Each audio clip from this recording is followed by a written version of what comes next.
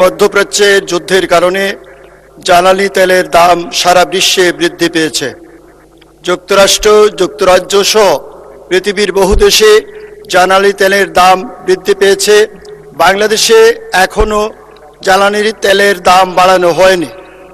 এই সম্পর্কে জ্বালানি তেল দাম বাড়ানো হবে কিনা আমি মাননীয় মন্ত্রীর কাছে আমরা প্রতি মাসে দামের সমন্বয় করি। গত মাসের সমন্বয় করে আমরা দাম বাড়াই নাই। আগামী মাসে আমরা দামের উপরে কাজ করছি। কাজ করে যদি সমন্বয় করে দেখা যায় যে দাম বৃদ্ধি করা এখনই প্রয়োজন, তাহলে আমরা ইনশাল্লাহ আমরা আলোচনা করে ক্যাবিনেটে নিয়ে তারপরে মূল্য বৃদ্ধি করার চিন্তা করব।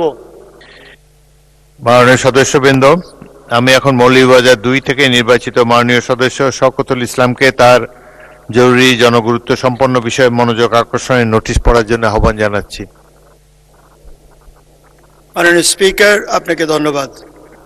আপনার সভাপতিত্বে এই প্রথম কথা বলার সুযোগ পেয়েছি, তার জন্য আপনি স্পিকার নির্বাচিত হওয়ায় আপনাকে ধন্যবাদ জানাচ্ছি। আপনার সহধর্মিনীর মৃত্যুতে গভীর শোক প্রকাশ করছি এবং মহান রব্বুল আলমিনের কাছে দোয়া করছি মহান রব্বুল আলমিন ওনাকে যেন জান্নাতুল ফেরদৌস দান করেন।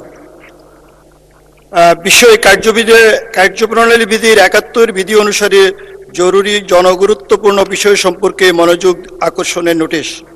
মহোদয়, আমি এতদ্বারা নোটিশ দিতেছি যে সংসদের অধ্যকার বৈঠকে আমি নিম্নলিখিত জরুরি গণগুরুত্বপূর্ণ বিষয়ের প্রতি মাননীয় বিদ্যুৎ, জ্বালানি ও খনিজ সম্পদ মন্ত্রীর মনোযোগ আকর্ষণ করতে চাই। অতএব এ বিষয়ে যথাযথ ব্যবস্থা গ্রহণের জন্য আপনাকে অনুরোধ করিতেছি।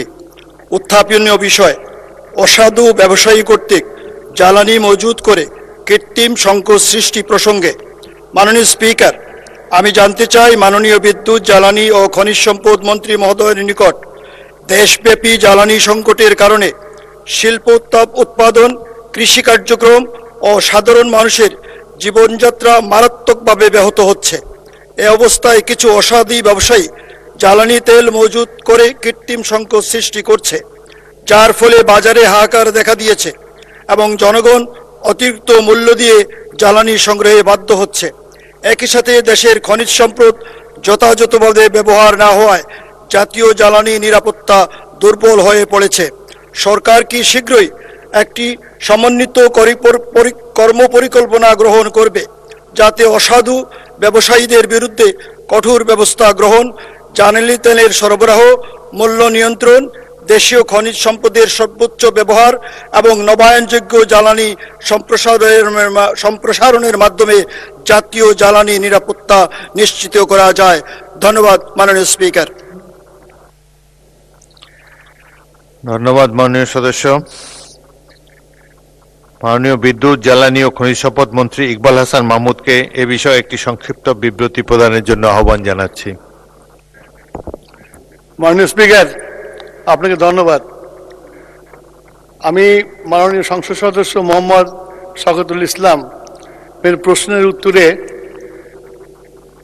গত 28 ফেব্রুয়ারি 2026 তারিখ হতে মধ্যপ্রাচ্যে উদ্ভূত ভূ রাজনৈতিক অস্থিরতা এবং পরিবেত মার্কিন ইসরায়েলি যৌথ হামলার পরিপ্রেক্ষিতে ইরান কর্তৃক স্ট্রেট অফ হরমুজ এর জাহাজ চলাচলের বিধিনিষেধ আরোপ করায় বৈশ্বিক জ্বালানি সরবরাহ ব্যবস্থা বিঘ্নিত হয়েছে।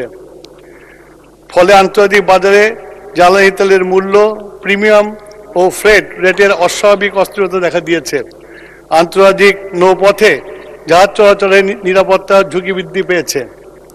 এই পরিস্থিতিতে বৈশ্বিক জ্বালানি সরবরাহে অস্থিরতা পরিস্থিতির সৃষ্টি হয়েছে। এত সত্ত্বেও সরকার সম্ভাব্য সকল উৎস অন্বেষণ করে দেশে সব ধরনের তেলের স্বাভাবিক সরবরাহ অব্যাহত রেখেছে। শুধু তাই নয়, বর্তমানে আমাদের জ্বালানি তেলের পর্যাপ্ত মজুদ রয়েছে। উল্লেখযোগ্য তেলের বর্তমান মজুদ ও আমদানি পরিস্থিতি নিম্নে দেওয়া হলো। ডিজেল মজুদ 1,64,644 মেট্রিক টন এবং 1,38,000 মেট্রিক টন 30 এপ্রিলের মধ্যে আসবে।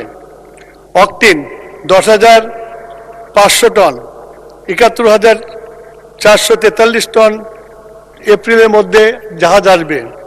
পেট্রোল 16,000 টন, 36,000 টন আপনার এপ্রিলের মধ্যে আসবে। মধ্যবর্তী সংকটের ফলে বিশ্বের অন্যান্য অঞ্চলের মতো দক্ষিণ এশিয়ার প্রায় সব দেশে জ্বালানি তেলের সংকট মোকাবেলা করতে হিমশিম খাচ্ছে। পাকিস্তান ইতিমধ্যে 50% পর্যন্ত তেলের মূল্য বৃদ্ধি করেছে। শ্রীলঙ্কার তীব্র জ্বালানি ঘাটতির পরিপ্রেক্ষিতে রেশনিং কর্মঘণ্টা কমে দিয়েছে। ভারত, আফগানিস্তান, ভুটান, মালদ্বীপ, নেপাল ইতিমধ্যে জ্বালানি তেলের মূল্য বৃদ্ধি করেছে। অর্থাৎ একমাত্র বাংলাদেশি জ্বালানি তেলের মূল্য অপ্রবৃত্ত রেখেছে। বিশ্বব্যাপী জ্বালানি তেলের মূল্য অস্বাভাবিক হারে বৃদ্ধি পেলেও দেশের শিল্প উৎপাদন, কৃষি কার্যক্রম ও সাধারণ মানুষের জীবনযাত্রার কথা বিবেচনায় রেখে সরকার এপ্রিল মাসে জ্বালানি তেলের মূল্য অপরিবর্তিত রেখেছে। কৃষকদের ডিজেল প্রাপ্তি নিশ্চিত করতে সেচ কার্ডের ন্যায় কৃষি কার্ড প্রদানের বিষয়ে জেলা প্রশাসকদেরকে নির্দেশ প্রদান করা হয়েছে। জ্বালানি তেলের অবৈধ মজুদ, অতিরিক্ত দামে বিক্রি রোধে মোবাইল কোর্ট পরিচালনার জন্য সকল জেলা ম্যাজিস্ট্রেটকে নির্দেশ দেওয়া হয়েছে। জ্বালানি তেল সরবরাহ মনিটরিং করার জন্য জেলা বিপিসি মন্ত্রণালয় পর্যায়ে ভিজিলেন্স টিম ও মনিটরিং টিম গঠন করা হয়েছে।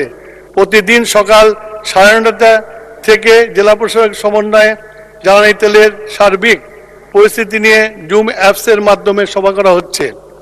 জ্বালানি তেলের পাচার, অবৈধ মজুদ বন্ধে আইন বাহিনীকে নির্দেশনা প্রদান করা হয়েছে। জ্বালানি তেলের সুষ্ঠু সরবরাহের লক্ষ্যে প্রতিটি ফিলিং স্টেশনে ট্যাগ অফিসার নিয়োগ করা হয়েছে। দেশীয় খনিজ সম্পদের যথাযথ ব্যবহার নিশ্চিতকল্পে বিভিন্ন উদ্যোগ গ্রহণ করা ও বাস্তবায়িত হচ্ছে। প্রাকৃতিক গ্যাসের সুষ্ঠু বন্টন নিশ্চিত করা সহ দেশীয় গ্যাস ক্ষেত্র থেকে উপজাত হিসাবে প্রাপ্ত কনডেনসেট ব্যবহার করে পেট্রোল ও অকটেন ও ডিজেল উৎপাদন করা হচ্ছে। ইতিমধ্যে জ্বালানি তেলের অবৈধ মজুদ বন্ধের জন্য 3রা মার্চ হতে 4 এপ্রিল 26 তারিখ পর্যন্ত 342টা অভিযান পরিচালনা করা হয়েছে, যার মধ্যে 2456টি মামলা দায়ের করা হয়েছে। 31 জনকে কারাদণ্ড প্রদান করা হয়েছে। এই সকল অভিযানে মোট 1,25,39,39 টাকার অর্থদণ্ড আদায় করা হয়েছে এবং 40,48,456 লিটার জ্বালানি তেল উদ্ধার করা হয়েছে। তার মধ্যে diesel 3,33,157 litre, octane 36,405 litre, petrol 78,894 litre উদ্ধার করা হয়েছে। জ্বালানি তেলের অবৈধ মজুদ বন্ধে মোবাইল কার্ডের অভিযান অব্যাহত থাকবে। মাননীয় স্পিকার, আপনাকে ধন্যবাদ। মাননীয় সদস্য জনাব শওকতুল ইসলাম, আপনি এই বিষয়ে একটি প্রশ্ন করতে পারেন। মাননীয় স্পিকার, আপনাকে ধন্যবাদ। মাননীয় জ্বালানি মন্ত্রী, আপনাকেও ধন্যবাদ।